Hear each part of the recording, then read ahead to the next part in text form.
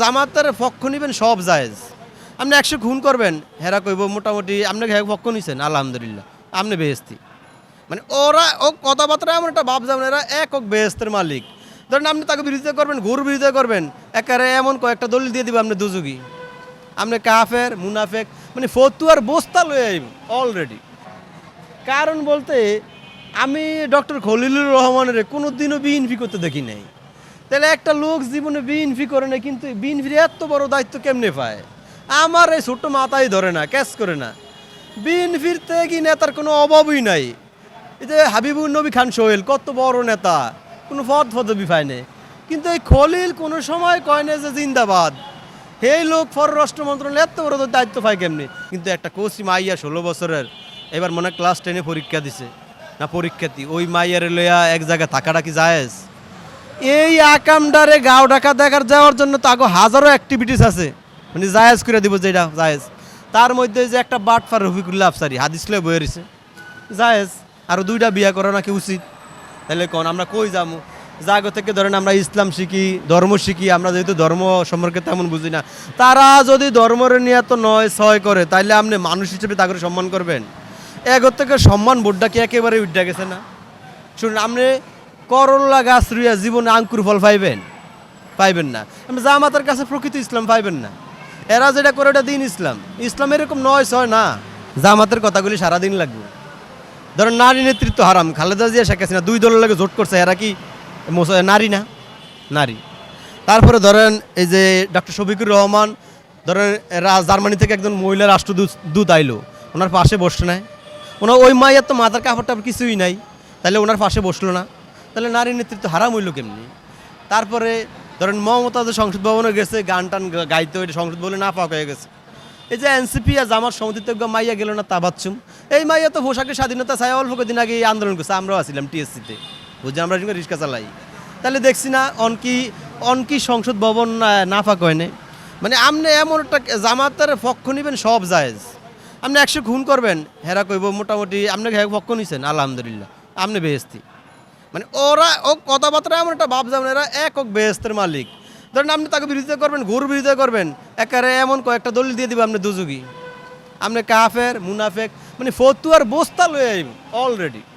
আচ্ছা, জামাতের এই যে জিসান নামে একটা কেন্দ্রীয় নেতা আকাম করছে, কত কইছে এটা হাসানা AI ওইটা এইটা। সরকারের বয়স হচ্ছে মাত্র 4 মাস বা 5 মাস। এই সময় সরকার নিয়ে মন্তব্য করাটা ভুল হইব। দেখি সরকার কি করে। তবে সরকার জাগরে বিরোধী দল বানাইছে, আমার মনে হয় না যে খুব একটা ভালো করতে পারবো। বুঝেন আমার, মানে শয়তান সামনের দিকে হাঁটলে বলে পিছের দিকে যায়। সরকারের এমন বিপদ আছে। আমি আওয়ামী লীগ আর বিএনপির বিরুদ্ধে আহামরি পার্থক্য দেখি না, কারণ এই 2টা দলই বাংলাদেশের বড় দল। আওয়ামী লীগ প্রথমে দল আসিল, যারা এখন বিএনপির বড় বড় নেতা তারা একসময় আওয়ামী লীগ করতো, এখন তাগো পরে দল প্রতিষ্ঠিত হয়েছে, তারা এখন বিএনপি করে। কিন্তু প্রথমে সবাই একটা দল করতো, আওয়ামী লীগ। আওয়ামী লীগ আর বিএনপি যাই কোন সবটাই দেশের মানুষ। তবে কইবেন যে দুর্নীতি করছে, ওইটা দুর্নীতি, যারা দুর্নীতিবাজ এটা আওয়ামী লীগের মধ্যেও আছে, বিএনপির মধ্যেও আছে, অন্যান্য দলের মধ্যেও আছে। দুর্নীতিবাজরা আমি মনে করি কোনো দল নাই, হেরা দুর্নীতিবাজি। কারণ বলতে আমি ডক্টর খলিলুর রহমানের কোনো দিনও বিএনপি করতে দেখি নাই। তাহলে একটা লোক জীবনে বিএনপি করে না, কিন্তু বিএনপির এত বড় দায়িত্ব কেমনে পায়? আমার এই ছোট্ট মাথায় ধরে না, ক্যাচ করে না। বিএনপির থেকে নেতার কোনো অভাবই নাই। এই যে হাবিবুর নবী খান সোহেল কত বড় নেতা, কোনো পদবি পায় না, কিন্তু এই খলিল কোনো সময় কয় না যে জিন্দাবাদ। এই লোক পররাষ্ট্র মন্ত্রণালয় এত বড় দায়িত্ব পায় কেমনি? তখনই আমার বুঝতে হচ্ছে খলিল মনে হয় আমেরিকার টেলিফোনের মন্ত্রী।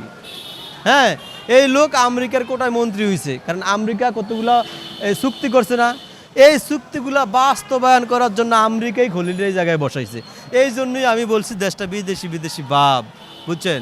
এই খলিলের দিকেই আমি বুঝছি কথা, কিন্তু মিথ্যা কইছি যে তারেক রহমান আইছে লন্ডনেতে, মানে প্রধানমন্ত্রী লন্ডনে আইছে, তারপরে যে স্বরাষ্ট্রমন্ত্রী সালাউদ্দিন সাহেব এই ভারতের শিলংতে আইছে, তারপরে পররাষ্ট্রমন্ত্রী আমেরিকাতে আইছে। আবার আমি এইটাও বলছি যে বিরোধী দলের নেতা মাসে কয় পাকিস্তানের, হ্যাঁ আমরা যারা বাংলাদেশের মানুষ তারা তো আর্জেন্টিনার ব্রাজিলের। আর এটা তো দেখছি নির্বাহী খেলার সময় যে আসলে এই দেশের মানুষ আর্জেন্টিনার ব্রাজিলের। আবার দুঃখের বিষয় এই দেশে মেসি আবার কবে বিয়েও করলো, তার ফলাইসা অন্য আছে। এই দেশ এমন একটা সময় আইব যে প্রত্যেকটা গ্রামে মাইকিং করা হইব যে একজন এনসিপির নেতা ধরে দিতে হলে 1 লক্ষ টাকা পুরস্কার। জনগণ গাঁজা খাইছে তো এনসিপি ডাক দিলে রাস্তা তাইব, ওই দিন আছে রাজুতে আসো রাজুতে আসো, এটা কইলে জোতা মারবো মানুষ। আমি মনে করি আল্লাহ পাক শেখ হাসিনার কুদরতিভাবে পেরেস্তা দিয়া বাঁচায় রাখে বারে বারে।